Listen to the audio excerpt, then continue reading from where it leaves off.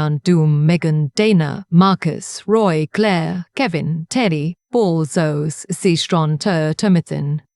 2 hat gott. Thank you, Dad. The band at I had it for you, but there. The severance agreement was already printed when I walked into the conference room. 43 pages, tabbed and flagged, sitting in the center of the table like it had been there for hours. Maybe it had. That was the moment I understood this wasn't a conversation. It was a closing. But I'm getting ahead of myself. My name is Natalie. I'm 31 years old, and for 4 years I worked as a compliance analyst at a private wealth management firm in Dallas. Not a household name. The kind of firm where the clients don't have accounts, they have relationships. Where the minimum investment threshold was written in fine print that most people would never see because most people would never qualify. I was good at my job, not in the way people say when they're being modest. I mean, I was genuinely precise, detail-oriented. The kind of person who reads footnotes on regulatory filings the way other people read text messages. My supervisor told me once that I had the instincts of someone twice my age. I took that as a compliment. I still do. My boss's name was Garrett, 47, silver at the temples, the kind of confident that comes from never being told no. He wasn't cruel, exactly. He was efficient. And efficiency, I learned, can be its own kind of cruelty. I had been seeing Garrett for 8 months when I found out I was pregnant. We weren't serious, not in any official sense. He'd been careful about that, no labels, no introductions to friends, no Instagram, nothing that could be traced. I told myself that was fine. I was focused on my career. I didn't need a label. I needed stability, and at 29, working at a firm where performance bonuses exceeded my base salary, I thought I had it. I was wrong about what stability meant. When I told him, he went very still. Not upset, not surprised, just still. The way a machine pauses before it recalculates. He said he needed some time to think. I said okay. That should have been my first warning. 3 days later, I was called into a meeting by his assistant.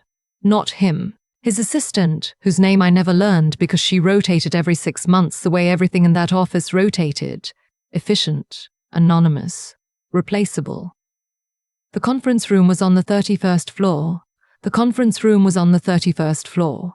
Floor-to-ceiling glass. Downtown Dallas stretched out below like a grid someone had drawn with a ruler. The head of HR was there. So was a man I didn't recognize in a charcoal suit who introduced himself as outside counsel. There was a folder on the table. He came in last. Garrett. He sat at the far end and didn't look at me directly. He had the posture of someone reading from a script he had memorized but not written. The HR director spoke first. She said the company was restructuring the compliance department. She said my position had been identified as redundant. She said they wanted to be fair and generous in transition. Then outside counsel slid the folder toward me. Inside was a separation agreement. $50,000, 3 months of continued health coverage, a favorable reference letter already drafted and signed, and a non-disclosure agreement with a clause I had to read twice, then a third time. The clause stated I agreed never to disclose the nature of any personal relationship with any current or former employee, officer, or principal of the firm. Personal relationship. That was what they called it. I looked up at Garrett. He was studying the table. 50,000, I said. He finally looked at me. That's what you came up with. Outside counsel cleared his throat. Ms. Webb, the firm is being exceptionally generous given the circumstances. The circumstances, I said. We understand this is a sensitive time, the HR director said. Her voice was professionally warm, the kind of warmth that comes with training. We want to make sure you're supported in your transition. I placed both hands flat on the table. I want to understand what I'm being asked to sign. Outside counsel leaned forward slightly. You'd be agreeing to a mutual release of claims, confidentiality around the terms of your separation, and I'd be waiving any claim related to the pregnancy. No one answered immediately. Yes, he said finally. I closed the folder. I told them I needed to think about it. Outside counsel said the offer was time-sensitive. I said most things worth thinking about are. I left the building at 2:17 in the afternoon. It was October, warm for Dallas, the sun still high. I sat in my car in the parking garage for a long time, not crying, not calling anyone, just sitting with the engine off, thinking about what I actually knew. I knew employment law wasn't my specialty, but I knew something was wrong with what had just happened. A compliance analyst knows when a process has been circumvented. And this had the shape of a process that had been planned before I ever walked into that room. I had a friend from college named Simone who'd gone to law school instead of finance. We hadn't spoken in about a year, but I remembered she'd done a rotation in employment law at a firm in Austin. I called her from the parking garage. She answered on the second ring. I said, I was just offered money to sign away my rights during a pregnancy. She was quiet for exactly 4 seconds. Are you somewhere safe? Yes. Do you still have the paperwork? I have the whole folder. Don't sign anything. Can you come to Austin this week? I was there the next morning. Simone worked out of a small office near the Capitol building, shared space with 2 other attorneys. She read every page of the folder while I sat across from her with a cup of coffee I didn't touch. She had the focused quiet of someone who reads contracts the way other people read crime novels, looking for the thing that shouldn't be there. After 20 minutes, she set the folder down. This NDA is written broadly enough to cover claims under Title VII, she said. Pregnancy discrimination in the workplace is federally protected under the Pregnancy Discrimination Act. They're essentially asking you to waive the right to pursue that claim in exchange for $50,000 and a letter of reference. I thought about the math. $50,000 was significant to me. It wasn't nothing. But I'd done enough financial modeling to understand that significant and sufficient are different things. What would a claim look like? I asked. She leaned back. If we can establish that your termination was connected to the pregnancy, which the timeline strongly suggests, we're looking at back pay, compensatory damages, potentially punitive damages if there's a pattern. And that NDA clause about personal relationships, that's a red flag. Courts don't look kindly on agreements that appear designed to suppress protected disclosures. Why did they include it? Because someone is more worried about reputational exposure than legal exposure. She paused. Was this relationship consensual? Yes, completely. Was there a power imbalance? I thought about that honestly. He was my supervisor's supervisor. So yes. She tapped her pen lightly on the edge of the folder. Then we have a conversation worth having. I asked her the same question I'd been turning over in the parking garage the day before. What do I actually want here? She looked at me steadily. That's the right question. What do you want? I want my child protected. I said it before I finished thinking it, which told me it was true. She nodded slowly. Then we file. But we file strategically. Before they can claim this separation was performance-related, before they can build a paper trail retroactively. We file a complaint with the EEOC first, which establishes the record, and then we put them on notice. What does that do? It changes the terrain. She said it the way someone says something they've said before and still means. Right now, they're in control of the narrative. Once we file, a federal agency is involved. The documentation requirements alone will cost them more than the settlement they offered you. The following morning, I was supposed to return the signed agreement to HR. Instead, at 9 a.m., I sat in Simone's office while she submitted an EEOC charge on my behalf. Pregnancy discrimination, hostile separation, coercive NDA. The submission confirmation had a reference number. It felt like small official proof that something had changed. Outside, Austin was going about its Tuesday. Coffee shops, construction, the distant sound of traffic on Congress Avenue. I stood on the sidewalk after and felt something I hadn't felt since I'd walked into that conference room. Steady. Simone called me that afternoon. They've been notified. How did they respond? Their outside counsel called within the hour. She paused. He went pale. I assume. His voice went tight. She told me what would follow. The EEOC would conduct an intake review. The The firm would have to respond to the charge. Discovery could include internal communications, emails, calendar entries, HR notes.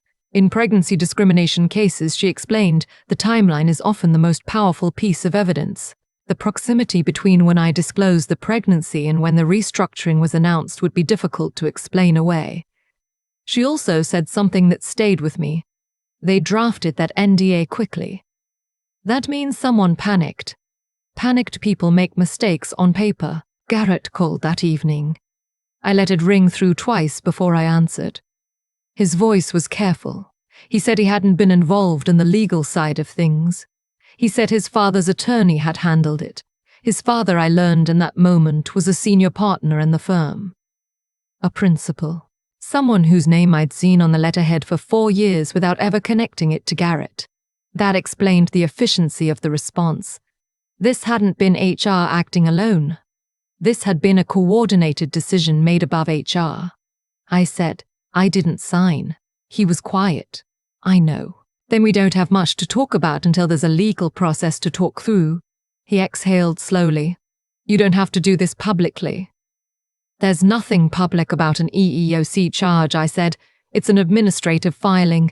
But if you mean you'd prefer this stayed quiet, I understand that. I prefer my child had protected legal standing. We can figure out which preference takes priority. He didn't have an answer for that. After we hung up, I sat at the small desk in Simone's guest room where I'd been staying and put both hands flat on the surface in front of me. I was 30 years old, 8 weeks pregnant, sleeping in a borrowed room in Austin, with a federal complaint filed against the firm that had cut my health insurance. And I felt inexplicably more grounded than I had in months. Not because everything was resolved, because everything was real. The next several weeks moved in the way legal processes move, not dramatically but steadily. Simone was methodical. She documented the timeline obsessively. She requested my personnel file under Texas law and received it within 10 days. It showed no performance warnings, no corrective action, no documentation of any restructuring plan prior to the week I disclosed my pregnancy. She was right about panicked people. The EEOC intake was straightforward. The investigator assigned to the case was thorough and unflappable. She asked me questions in a small government office with fluorescent lights and a nameplate on the desk. The ordinariness of it was grounding. Federal protection doesn't require drama, it just requires documentation. Meanwhile, the firm's outside counsel contacted Simone 3 times in 2 weeks. Each contact moved the number. First contact, 75,000 and the same NDA. Second contact, 90,000, modified NDA with narrower scope. Third contact, 120,000, NDA with carve-outs for protected disclosures. Each time, Simone called me. Each time I asked the same question. Does this protect the child? Each time the answer was the same, not the way a court order would. The settlement offers relied on goodwill from a firm that had printed 43 pages before I walked into that conference room. I had enough financial literacy to know the difference between a number that sounds large and a number that holds. Garrett called again in week 3. His voice was different this time, less careful, more tired. My father wants to settle, he said. He thinks it's the cleanest outcome. For whom? I asked. He didn't answer right away. For the firm, he said finally. I understand that, I replied. I want what's cleanest for the child. He was quiet for a long moment. I'll talk to him, I said. Garrett, you're going to be a father. At some point that has to mean more than managing the outcome. He hung up before I could tell if that landed. 3 days later, his father's attorney contacted Simone directly, not outside counsel. The father's personal attorney. He said his client wanted to meet. We agreed. Neutral ground. Simone's office. He arrived without his legal team. He was in his mid-60s, silver-haired, the kind of presence that fills a room without trying. He'd built the firm from 2 clients and a rented desk 28 years ago, which I knew because it was in every profile ever written about him. He sat across from me and looked at me the way people look at problems they've been underestimating. "You're not going away," he said. "It wasn't a question. I'm not going anywhere," I replied. "I live here." His mouth pressed into something that wasn't quite a smile. "You know this will be expensive for everyone." "Litigation is expensive," I said. "A court order is durable. Those are different calculations." He folded his hands. "What do you actually want?" "I want my child's paternity legally established. I want enforceable structured through the court, not a private agreement that dissolves if your son changes his mind. And I want the EEOC charge resolved in a way that reflects what actually happened." He was quiet for a moment. "The EEOC charge," he said. "That's the exposure you're holding. I'm not holding it as leverage. I'm holding it because it's true." Something shifted in his expression. Not anger, not contempt. Recognition. He was dealing with someone who understood the difference between a threat and a fact. We reached a resolution on the employment matter through the EEOC mediation process 3 weeks later. I can't discuss the specific terms under the agreement. What I can say is that the NDA I was originally handed was not the one that eventually got signed, and the version that was signed had no clause that touched my rights as a parent or my right to pursue paternity and support through the family court system. That part came next. Simone was an employment attorney, not family law. She referred me to a colleague named Priya, who had spent 15 years in family court in Austin and had the kind of organized patience that made you feel, almost immediately, that whatever chaos had preceded the meeting would now be handled in sequence. She read the situation in about 12 minutes. Then she said, "In Texas, paternity can be established voluntarily or through court order. Given the circumstances, we'll move for a court order. It creates a legal record that can't be quietly walked back." Garrett agreed to voluntary paternity acknowledgement, which Priya said was the first genuine indicator that something in him had shifted. She explained that once paternity was established, child support in Texas is calculated as a percentage of net resources, 17% for one child. For someone at Garrett's income level, factoring in salary, bonus structure, and equity interest in the firm, that number was not modest. When I told Garrett the projected amount, he was quiet for a while. He said, "I should have handled this differently from the beginning." "Yes," I said, "you should have." He asked if we could talk about custody, not through attorneys, just talk. I said, "We can talk after paternity is established through the court. That's not negotiation, that's sequence." He said, "You're very precise." I said, "I'm a compliance analyst. It's a professional habit." He laughed. It was the first genuine sound he'd made in 2 months. The paternity hearing was brief and undramatic. A judge, a morning slot, a form filed and entered. Garrett was present. His father was not. The order was stamped and docketed. Child support calculation was scheduled for the following month. Walking out of the courthouse, I thought about the conference room on the 31st floor, the 43 pages. The outside counsel who told me the offer was time-sensitive. The stamp on the court order was louder than all of it. Priya called me that evening. "It's official. How are you feeling?" "Like something is actually in place," I said. The child support hearing was methodical. Priya presented Garrett's income documentation, base salary, annual performance bonus, deferred equity schedule. The judge reviewed it without expression. The monthly obligation was set at an amount significantly higher than what the $50,000 settlement would have generated on an annualized basis, even spread across 18 years. Not because the law is punitive, because the law is proportional. Children are entitled to share in the standard of living of both parents. That's not a philosophy. That's Texas family code. Garrett's attorney tried once to introduce language about a prior private agreement. The judge looked up from the file. "This court applies statutory guidelines," she said. "Prior private discussions are not before me." That was the end of that. After the hearing, Garrett approached me in the hallway. He looked like someone who had been carrying something heavy for a long time and had just been told he could set it down, but wasn't sure yet how to do that. "I should have been the one to protect you," he said. "Instead, you had to protect yourself." I looked at him honestly. I protected the child. That's what mattered. He nodded. I want to be present, he said, not managed presence. Actually present. I told him that was a conversation for after the baby arrived. I told him structure would help more than promises. I told him the court order existed so neither of us had to rely on good intentions alone. He said, that's fair. I said, I know. His father reached out the following week through Prior, which was unexpected. He asked to meet again. I agreed. Same terms, neutral ground, no entourage. He sat across from me and didn't try to control the room the way he had the first time. He just sat there, looking like a man who had done a lot of recalculating.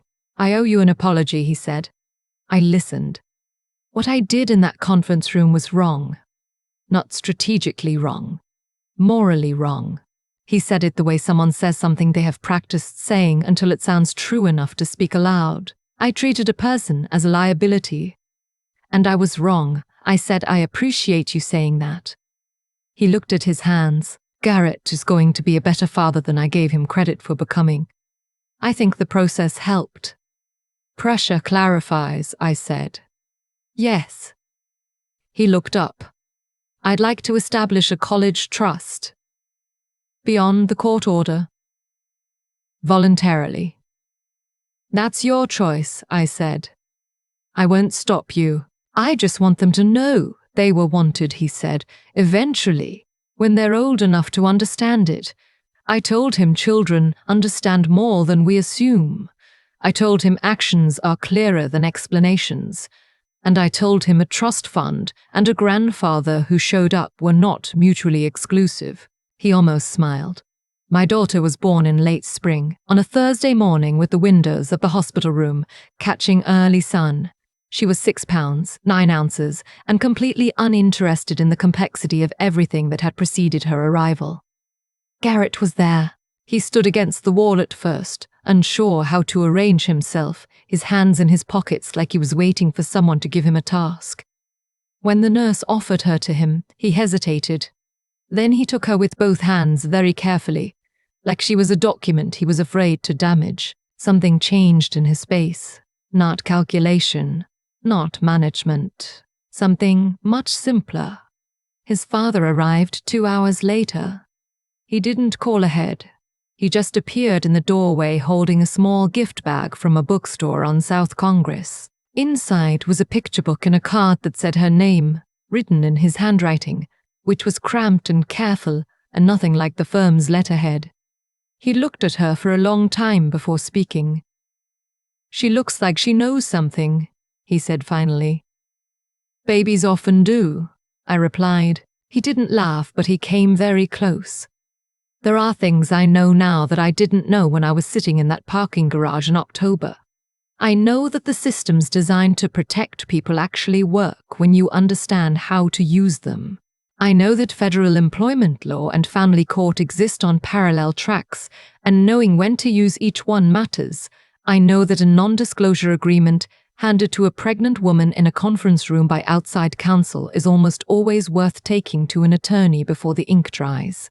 And I know that $50,000 and goodwill from people who've already demonstrated they'll prioritize their interests over yours is not the same thing as enforceable legal protection.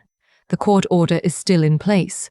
It has never needed enforcing, which is exactly the point. Garrett transfers support on the 1st of each month, without reminder, without negotiation. He has her 2 weekends a month on the schedule we worked out with Prior's help. He shows up early to both. His father has dinner with us once a month. He reads to her after dinner with the kind of patience I wouldn't have predicted. She calls him Grandpa without prompting, which is something I decided not to overthink. Simone checked in recently. We had coffee when she was in Dallas for a conference. She asked how everything was going. I said, quietly. She smiled. That's the goal. It is. Quiet doesn't mean absent. It means the structure is doing what structure is supposed to do. Holding things in place without requiring constant effort. The drama was front-loaded. What came after was just life. I kept the original settlement agreement in a folder in my desk for almost a year, not out of resentment, out of clarity. It reminded me of the gap between what I was offered and what I was owed, which are not always the same number. Eventually, I shredded it. The court order doesn't expire. My daughter is 2 now. She has opinions about everything, her shoes, her breakfast, which book comes first, whether the cat on page 4 looks happy or tired. She says my name with complete authority, like she's been in charge of me since before she arrived, which I suspect she has. Garrett brought her a toy this weekend that required 37 steps of assembly and a Phillips head screwdriver. He sat on the kitchen floor for 45 minutes while she supervised. He got it mostly right. His father called to check in afterward. He asked how the assembly went. I said he figured it out. He said he usually does when someone gives him a reason to. I thought about that for a while after I hung up. There's something to it, the idea that accountability doesn't diminish people. Sometimes it focuses them. Garrett became a father not because he wanted to initially. He became one because the legal process made opting out more complicated than showing up. And once he started showing up, it turned out he was better at it than either of us expected. I didn't file that EEOC complaint to punish anyone. I didn't pursue the court order to win. I did it because I understood, standing in that parking garage in October with the folder in my lap, that the systems exist for a reason, that when powerful people offer you money and silence in the same breath, the silence is usually worth more to them than the money is to you, and that you don't have to be angry to be firm. I was never angry, not really. I was precise. I knew what I had. I knew what I was owed, and I knew the difference between a settlement that served their interests and a structure that served hers. She doesn't know any of this yet. She won't for years, and when she does, I'll tell her plainly, without drama or grievance, the way I'd explain any process that worked the way it was supposed to. She'll understand eventually that her mother was offered money to make her disappear and chose the courthouse instead. And I hope what she takes from that, not the conflict, not the bitterness, but the underlying fact, is that she was worth more than the number on that check, that she always was, that the law agreed. The paperwork is still in a file, a copy of the paternity order, the support calculation, the educational trust her grandfather established last spring. Documents that don't expire. Documents that say, in precise and unambiguous legal language, she exists, she is recognized, and she is protected. That's what I wanted. That's what I got. And it started with a folder I refused to sign.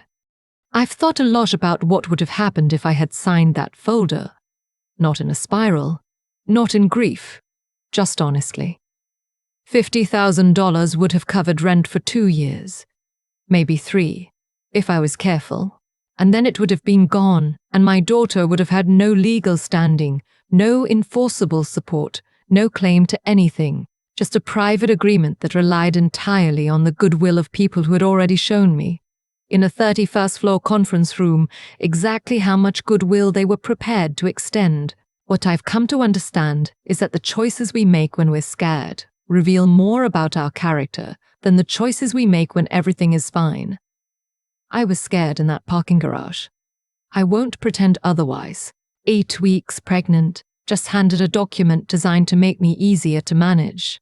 Sitting in a car with the engine off in the middle of a Tuesday afternoon. Fear is not a weakness. It's information. The question is what you do with it. I called Simone because I trusted her mind more than I trusted my own panic. That's not passivity. That's intelligence. Knowing which problems require your instincts and which require someone else's expertise is a form of wisdom people underestimate. I was good at financial modeling. I was not good at employment law. Knowing the difference meant the difference. And what happened after I filed, with the EEOC, with the family court, with all of it, wasn't luck. It was sequence. Garrett's father didn't change because I argued with him. He changed because the process forced accountability that his money couldn't dissolve. That's the thing about systems built on law rather than leverage. They hold regardless of how much someone would prefer they didn't. He went pale not because I frightened him, but because he realized for maybe the first time that influence has a perimeter. Outside that perimeter is just everyone else, equal under the same statutes. Garrett became a real father. I believe that. He assembles furniture on the kitchen floor. He shows up early. He calls when he says he will. That didn't happen because he had a change of heart in some abstract sense. It happened because structure replaced the option of avoidance. When the path of least resistance is also the path of responsibility, most people will take it. The court order didn't punish him. It removed the exit. What I want anyone to take from this: if you're listening and you've ever been handed a folder designed to make you smaller, whether in a conference room or a kitchen, or a quiet conversation where someone said "trust me" and meant "trust my terms," is this: you are allowed to read it. You are allowed to stand up and leave. You are allowed to call someone whose judgment you trust and say, "Something is wrong here. Help me see it clearly." Strength isn't the absence of fear. It isn't the loudest voice or the largest check. It's the willingness to stay in the room or walk out of it, knowing that the law was built for exactly this moment and that showing up to use it is not aggression. It is not revenge. It's just precision. And precision, applied with patience, holds.